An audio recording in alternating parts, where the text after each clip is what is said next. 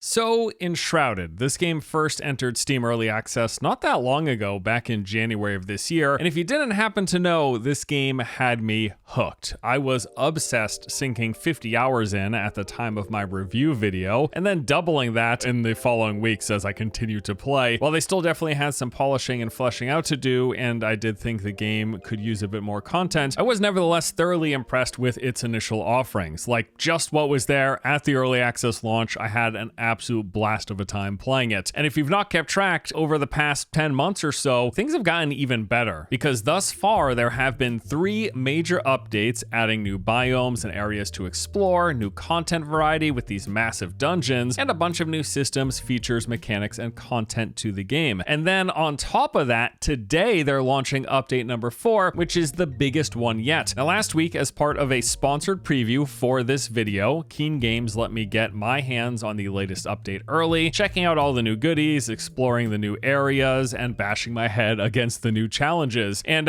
yeah, I mean, sponsored or not, I was thrilled because I really like this game. So yeah, let's go ahead and take a look at what has changed with Enshrouded since it first came out and all the new stuff that's coming this week. So I'd like to start off with a quick recap of what the game is, if you've not seen it up until this video. If I had to distill it down, I would describe Enshrouded as an open world survival crafting game that also has a heavy emphasis on fantasy RPG adventure. So you've got the basic survival crafting loop. You start with nothing, you venture out, gather resources to make items and build a base, and all of this is done in a voxel world that lets you manipulate the environment both for your building or for the sake of exploration. And then there's also the whole additional layer of RPG elements, because as you're exploring this large open world, which at launch consisted of the open fields and dense woodland forest areas of the Springlands and Revelwood, along with the more arid, deserty, craggy regions like the Highlands and Kindle Waste. And in those areas, you're going to come across a lot of RPG stuff. You got the points of interest like castles, caverns, entire cities, underground catacombs, and dungeons. You'll find weapons and gear by opening chests or killing enemies that drop them. You'll hunt down large bosses to complete quests or gather valuable resources and loot. You'll rescue NPCs that in turn will work for you as crafting vendors back at your base, helping with progression. And then you level up and progress your power through this skill tree that lets you build a character in one of many traditional RPG archetypes, mixing and matching as you please. The game really is a blending of like survival crafting and classical RPG adventure, and that's why I liked it in my initial playthrough. So after that early access release that happened in January, we have since gotten the following updates. Update number 1 was the Hollow Halls. This came out in late March and added an entirely new type of content to the game, introducing in every biome a new playable area called the Hollow Halls. These are essentially large, elaborate dungeons. The first time I did one of these with Liam, we just kept saying to ourselves as we were going through, surely this next room is going to be the last one. But then it kept on going. Our very first run of a Hollow Halls took nearly a full hour for us to complete. The whole thing, the whole time, just kept going deeper and deeper, moving through rooms that were chock full, loaded of enemies, flying down these tunnels, winding deeper as they go, fighting large bosses, completing jumping puzzles, or collecting runes to open these massive locked gates. I mean, this new content type,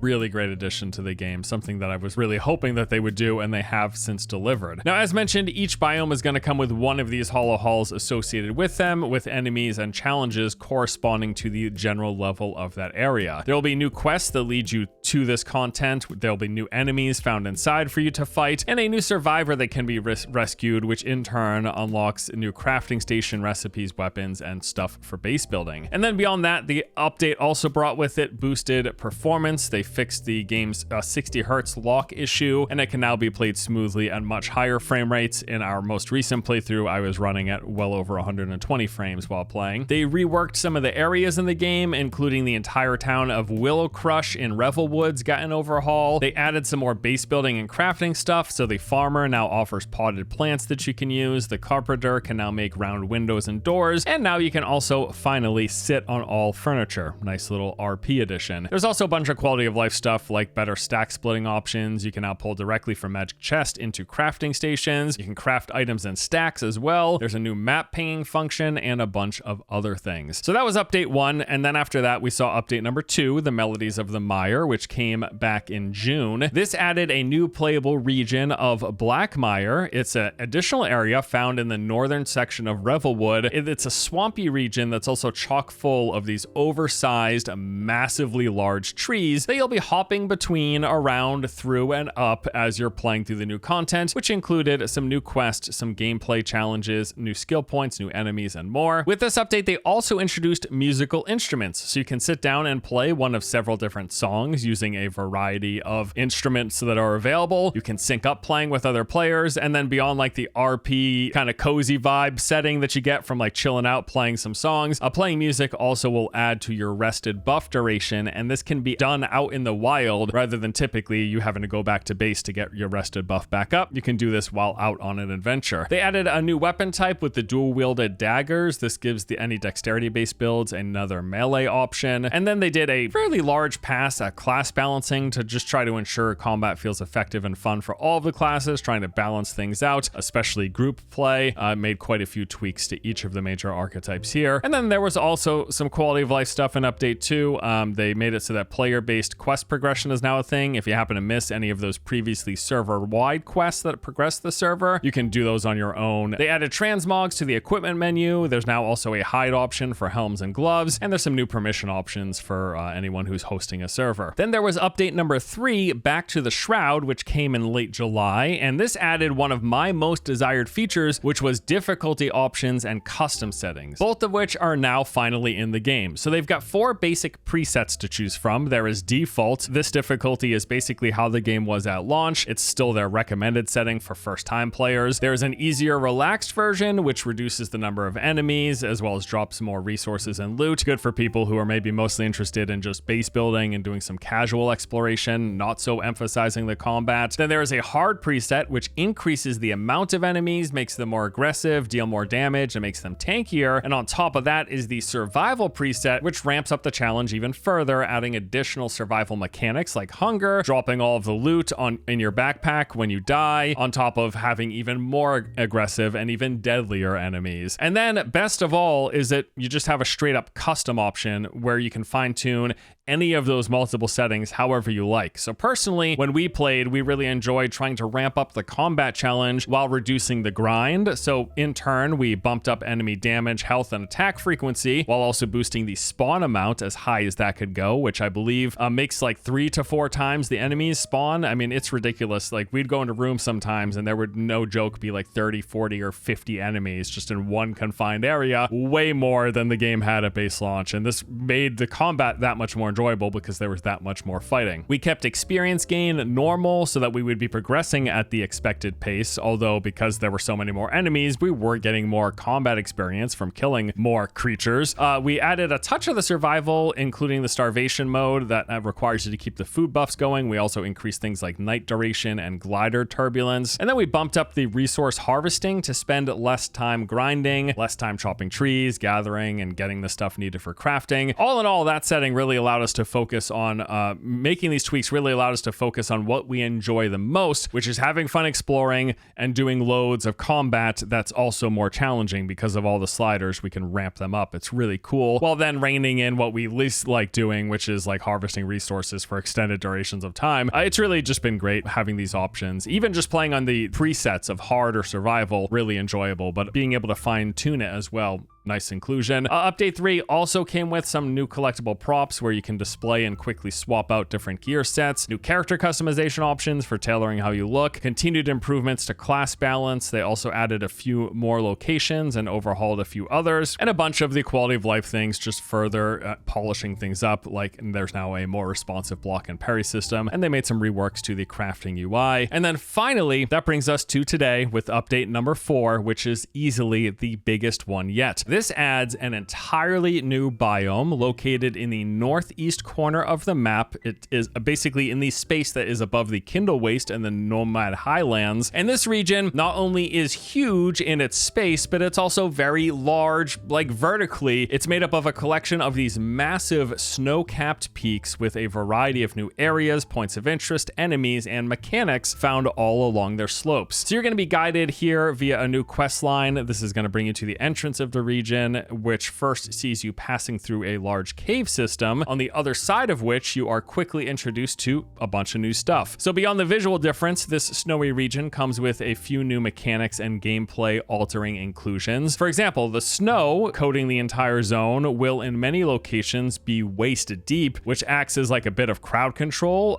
requiring you to kind of trudge through or navigate around those areas. You'll come across frozen bodies of water on which you will find yourself sliding around the ice. Most of the area is very cold, especially as you go higher up the mountains, and those temperatures limit how long you can stay exposed. Sort of similar to a shroud timer, you'll see a countdown associated with the temperature as well as your resistance to it. And to keep hypothermia at bay, you're going to need to do a few things. If you carry a torch, this extends your duration. You can stay out. If you consume a certain mix of new foods and potions, that works as well. Or you can make yourself some of the newly available crafting thermal gear, all of which raises your frost resistance, which increases how long you can stay out before needing to find some source of warmth like a campfire or a good cozy spot indoors. The update also further leans into the game's use of verticality in its exploration. You've got all these huge massive mountains, and with it there is a new updraft mechanic that allows you to more easily traverse the towering peaks of this region. So in many locations you're going to notice some upward flowing of wind, and if you go over that with your glider, it's going to propel you high up into the sky, letting you traverse again a bit more easily. As with the base game, all of the low-lying areas within this region are covered in Shroud, in which you're going to find new places to explore, as well as new Shroud routes to chop down, which grants some extra skill points for progression customization. And then all throughout that mountain range, also a bunch of new points of interest kind of leading up the slopes. You'll see cave systems, enemy camps and outposts, mining quarries and forges. There's also this series of keeps, strongholds, garrisons, and towers spread throughout the area way up high on these rigid peaks of several of the mountaintops. Now, making your way to each of these areas is actually a major part of progressing through the new zone's content. You're going to have to traverse upwards using winding paths on the sides of the mountains, strategically placed updrafts, as well as various grapple points. And then eventually, if you make your way to the top, you're going to have to clear the location, removing any enemies, and then finally lighting these bale fires that are found atop. As you progress through the main story quest, it's going to have you doing this at each of these several marked locations scattered all around the zone, which finally has you progressing to the final boss encounter, which I won't spoil here other than to say it was a pretty cool fight. Adding to the atmosphere and survival mechanics as well is a newly implemented weather system. All throughout the game and all of the zones, you will now periodically see these storms rolling through. They not only affect your visibility, with it being reduced as the storm's coming down, but it also has gameplay effects via debuffs that you get if caught out in the weather. Now, the weather frequency is one of the options that you can actually adjust in the new game settings that are available, the customization there, which lets you decide how often and how frequently you want those storms to occur. There's also now farming and a pet system in the game.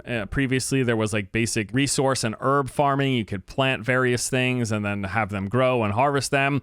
Now this also associated with animals. So all throughout Embervale, you're going to come across a variety of peaceful wildlife that can now be tamed and brought back to your base. To tame an animal, you must first earn its trust by feeding and petting it, and then when that taming is complete, when you have built up the trust, you can then pick them up and bring them back home with you. Providing them a sleeping place and food will keep them happy as well as protect them from predators. And then any farming capable animals that you collect in this process can be used to basically automatically produce resources for you at your base. They've done some reworks as well and improved the game's townfolk, the NPCs. So those crafting NPCs, they can now actually roam around your base. They feel a bit more lively, following their own daily routine. They're going to routinely also come up to you and want to have some conversations about what's going on, how you've progressed them, things like that. At nighttime, they're actually going to search for a bed. You can assign one to them, and they're going to be happy or sad depending on how sheltered the state of said bed is. And then they've added a few new town folks to discover, including assistants that can be added to any of your secondary bases, granting you access to all your crafting recipes at multiple locations. Other additions in this update include the grappling hook can now be used for combat, allowing you to launch forward towards enemies or even pull down flyers to the ground. The level cap has been raised to 35, and with those additional levels comes more skill points for you to spend, opening up more options in the customization skill tree. There's new quest, lore, and collections to search for, new crafting progression tiers, including brand new armor sets, stations, and furniture. There's new weapons and other loot to find all throughout the new region, new levels for spells, opening up stronger ones, as well as new skills and new types of perks that can be unlocked in the skill tree. There's a brand new flame level, additional flame altar slots, letting you make more bases around the map. There's new terrain and building materials to coincide with the new biome, as well as some visual variations for various enshrouded